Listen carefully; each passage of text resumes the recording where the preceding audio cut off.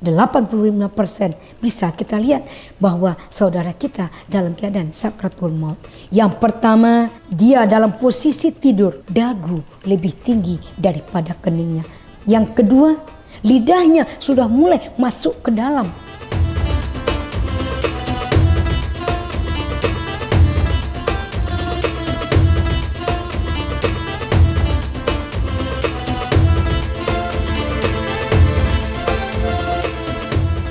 Bismillahirrahmanirrahim. Assalamualaikum warahmatullahi wabarakatuh. Alhamdulillahillazi arsala rasulahu bil huda wa dinil haq liyudhhirahu 'ala ad-dini wa kafa billahi syahida. Asyhadu an la ilaha illallah wahdahu la syarikalah wa asyhadu anna Muhammadan abduhu wa rasuluhu la nabiyya ba'da amma ba'du. Syukur alhamdulillah kita ucapkan kepada Allah yang mana pada hari ini kita masih diberikan nikmat oleh Allah, nikmat kesempatan, nikmat kesehatan, sehingga kita masih bisa melangkahkan kaki, mengayunkan tangan kita sebagai umat manusia yang beriman. Selanjutnya selawat dan salam marilah sama-sama kita kirimkan kepada rahmatan lil alamin Nabi besar Muhammad sallallahu alaihi wasallam. Allahumma sholli ala Muhammad wa ala ali Muhammad. Pada kesempatan program Syiar Ramadan Majelis Dai Kebangsaan, kami beri judul tausiah menghadapi sakratul maut. Kita sebagai makhluk yang diciptakan oleh Allah, sebagaimana Allah katakan, kullu nafsin dha'iqatul maut. Setiap yang bernyawa pasti merasakan kematian. Untuk itu alangkah sangat perlu bagi kita bersama, seandainya kita dihadapkan kepada saudara kita, famili kita, tetangga kita, mereka dalam keadaan sakratul maut, bagaimana kita menyikapi, bagaimana kita harus menghadapi orang-orang yang sedang sakratul maut tersebut. Untuk itu marilah kita perhatikan, marilah kita pelajari kembali. Kenapa demikian?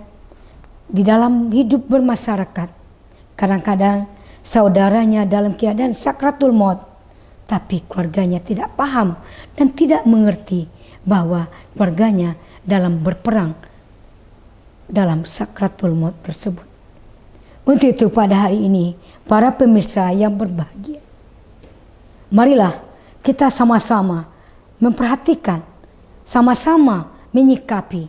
Apabila kita dihadapkan kepada sakratul maut, kita tidak lagi panik, kita tidak lagi bingung, tapi kita perlu memperhatikan, menyelamatkan saudara kita, menyelamatkan masyarakat kita, supaya dia pergi meninggalkan alam dunia ini dalam keadaan husnul khotimah. Makanya pada kesempatan yang berbahagia ini, bagaimana kita menyikapi saudara kita yang dalam sakratul maut. Seandainya kita dipanggil, seandainya kita dibawa oleh keluarga kita, keluarganya dalam keadaan sakratul maut, bagaimana kita memberikan kepada keluarga mereka? Dia tidak panik, dia tidak gundah gulana, tapi dia siap mental menghadapi perpisahan alam dunia ke alam akhirat. Rasulullah Shallallahu Alaihi Wasallam mengajarkan kepada kita, ajarilah saudaramu yang sedang sakratul maut membaca kalimat tahlil. Kaum muslimin para pemirsa yang berbahagia, kita sudah mengetahui dan malah kita hafal kalimat tahlil, tapi bagaimana kita menuntun saudara kita yang sedang sakratul maut, tuntunan kita terbantu saudara kita yang sedang sakratul maut.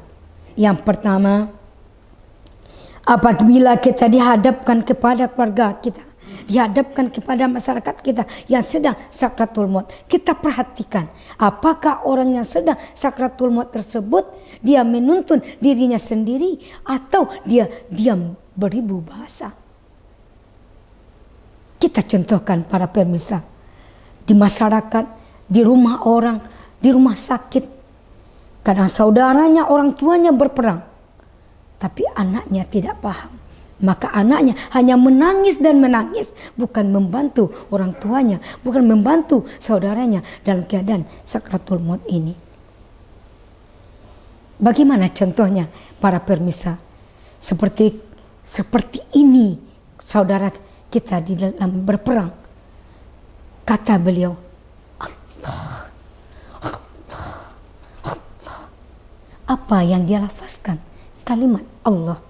Seandainya dia menuntun dirinya sendiri, kita yang berada di lingkungan di mana beliau ditidurkan, kita diam. Jangan kita ganggu dia karena dia sedang sakratul maut. Ada yang diam beribu bahasa, maka kita tuntun mereka. Apa yang kita lafazkan? Bisikkan ke telinganya sebelah kanan kalimat-kalimat tahlil tadi. La ilaha illallah. Seandainya mereka mengikuti bacaan tersebut, kita yang menuntun, menyimak orang yang sedang sakarat tersebut. Kalau dia diam, kita mengingatkan kepada beliau. Tapi apa para pemirsa yang berbahagia di masyarakat, kadang-kadang di bahagian kepala, seorang anak membacakan kalimat tahlil kayak orang ratik. Apa katanya? La ilaha illallah, la ilaha illallah. Dan sebelah kirinya seperti Qori dan Qoria membaca Al-Quran. Apa kata anak? A'udzu billahi minasyaitonir rajim. Bismillahirrahmanirrahim. Dengan lantang Yasin di sebelah kanan. La ilaha illallah, la ilaha illallah. Di sebelah kanan membacakan kalimat tahlil, di sebelah kiri membacakan Yasin. Mana yang diikuti oleh orang yang sedang sakratul maut? Mereka tidak tertolong. Malahan mereka terganggu dengan bisikan-bisikan yang dilakukan oleh orang yang menuntunnya. Maka dari itu, pemirsa yang berbahagia, pembacaan surah Yasin yang kita bacakan kepada saudara-saudara kita yang sedang sakratul maut, bacalah dari lutut ke bawah, tapi tidak dijaharkan, tapi sir. Kenapa Yasin itu dibacakan kepada orang yang sedang sakratul maut? Yang pertama, mengusir setan laknatullah yang mengganggu orang yang sedang sakratul maut. Yang kedua, memudahkan roh berangkat dari badan. Maka luruskan bacaan. Kadang-kadang kita lihat di masyarakat membaca Yasin terbata-bata dalam keadaan menangis. Apa kata anak? Bismillahirrahmanirrahim. Bismillahirrahmanirrahim. Seperti itu pemirsa membaca Al-Quran. Lebih baik kita diam, jangan membaca. Karena kalimat yang kita baca tidak sesuai dengan makro yang kita pelajari. Makanya kata Allah, kalau kita tidak lurus membaca ayat-ayat Allah, lebih baik kita diam.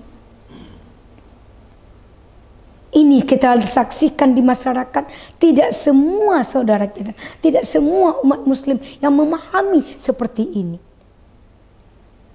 Perlu kita tahu ciri-ciri dari sakratul maut itu tersebut. Sebagai pengalaman kami di lapangan, 85% bisa kita lihat bahwa saudara kita dalam keadaan sakratul maut. Yang pertama, dia dalam posisi tidur, dagu lebih tinggi daripada keningnya. Seperti ini dia pemirsa kalau dia tidur. Berarti tinggi dagu daripada kening. Yang pertama. Yang kedua, lidahnya sudah mulai masuk ke dalam.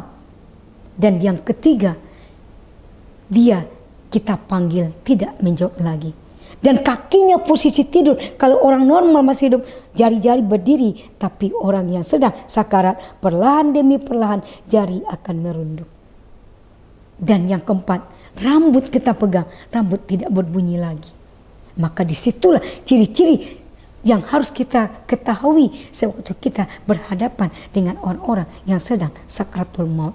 Kita katakan kepada saudaranya, kita katakan kepada keluarganya bahwa orang tua kita dalam keadaan sakratul maut. Maka bantulah mereka. Tapi apa yang hendak dikata? Kita lihat di rumah sakit, di ruang ICU, saudara kita berperang sendirian di rumah sakit. Tapi anaknya di luar enak-enak saja makan dan minum. Dia tidak mengerti dan tidak paham. Setelah kami masuk ke dalam ruang ICU, setelah kami lihat dan kami perhatikan orang yang koma di rumah sakit, dia mendengar apa yang dikatakan oleh anak-anaknya, dia mendengar apa yang kita lakukan di sekitarnya. Makanya sebelum kita terlambat, pertolongan akhir kita kepada keluarga kita, kepada orang tua kita, marilah kita menghadapinya tidak dalam keadaan panik, tapi tuntunlah mereka supaya mereka bisa berjalan menghadap Allah dengan baik. Husnul khotimah. Para pemirsa yang budiman, kita sebagai manusia pasti merasakan kematian. Sekurang-kurangnya kematian itu hadir di tengah-tengah kita. Makanya dalam menghadapi sakratul maut ini, marilah kita sama-sama memperhatikan dan sama-sama menuntun saudara kita. Karena itu adalah pertolongan terakhir meninggalkan alam dunia yang fana ini. Tidak ada satupun niat kita, orang tua kita, keluarga kita berpulang menghadap Allah itu tidak berbuat baik atau tidak beriman, tidak membaca kalimat Allah. Maka tuntunlah saudara kita. Berikanlah saudara kita kepada jalan kebaikan. Mudah-mudahan dalam hadapi sakratul maut kita bisa menuntun saudara kita menghadap Allah menjadi manusia yang beriman dan beramal soleh. Kaum muslimin dan muslimat yang berbahagia, mari kita lihat ke rumah sakit. Saudara-saudara kita yang sedang dirawat di rumah sakit, kadang-kadang mereka berjuang untuk dirinya sendiri. Kadang-kadang tidak diperhatikan oleh tetangganya. Kadang-kadang tidak diperhatikan oleh keluarganya. Apakah ini suatu problem? Iya. Kenapa demikian? Karena kami melihat tidak semua keluarga, tidak semua masyarakat yang paham, seakan-akan mereka beranggapan orang yang terbaring di ruang ICU itu dia tidak mendengar apa-apa. Tetapi kami punya pengalaman. Ada teman kami, saudara kami yang 100 hari koma di rumah sakit. Kami tuntun beliau. Kami terjun ke lapangan, kaum muslimin. Kami katakan, Ustadz, apakah Ustadz mendengar suara kami? Memang dia tidak menjawab. Ustadz, ikutilah apa yang kami lafazkan. La ilaha illallah. Memang bibirnya tidak bergerak. Tetapi setelah dia siuman 103 hari setelah itu, dia sadar kembali. Seperti sampai hari ini dia masih hidup. Apa kata beliau kepada kami? Ustazah, sewaktu ustazah datang kepada kami, sewaktu saya terbaring di rumah sakit koma 100 hari di rumah sakit M. Jamil. Sekarang mari kita adu dokumen kita. Apa yang kita adu? Yang ustazah ucapkan ke saya ini benar atau salah, ada kurang atau lebihnya. Tolong ustazah simak yang ustazah katakan kepada saya sewaktu saya sedang siuman itu. Apa kata ustazah? Ustadz pasti mendengar apa yang saya lafazkan. Ikuti saya Ustadz. La ilaha illallah. Apa jawab saya hari itu ustazah? Uni, saya belum meninggal. Ternyata pengalaman beliau diceritakan 100 hari itu dia koma di rumah sakit, dia telah langlang buana kemana-mana. Padahal dia sempat masuk ke dalam alam barzah. Dan dia sempat pula melihat buku kanan dan buku kiri diberikan kepadanya. Apa katanya? Sewaktu kita dalam keadaan koma itu, siapa yang berada di lingkungan kita, apa yang dikatakan orang, kita jelas mendengar, tapi mulut kita terkunci. Makanya kaum muslimin dan muslimat yang berbahagia, dari cerita tadi nampaklah oleh kita, seandainya kita dihadapkan kepada saudara-saudara kita, dihadapkan kepada anak famili kita sedang sakarat, ajarilah mereka kalimat-kalimat yang baik. Bacakanlah surah Yasin kepada beliau supaya beliau pergi dengan selamat. Jangan kita biarkan dia pergi tidak membaca kalimah-kalimah. Makanya perlu kita ingatkan kembali kaum muslimin dan muslimat. kita tiap hari mati. Merasakan mati itu, tapi belum ajal.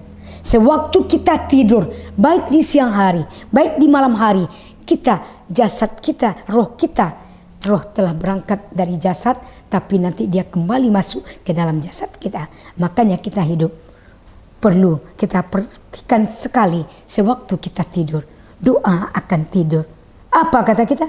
Bismika Allahumma ahya wa bismika amut. Dengan nama Engkau ya Allah aku hidup, dan dengan nama Engkau aku mati. Berarti kita sudah siap untuk mati.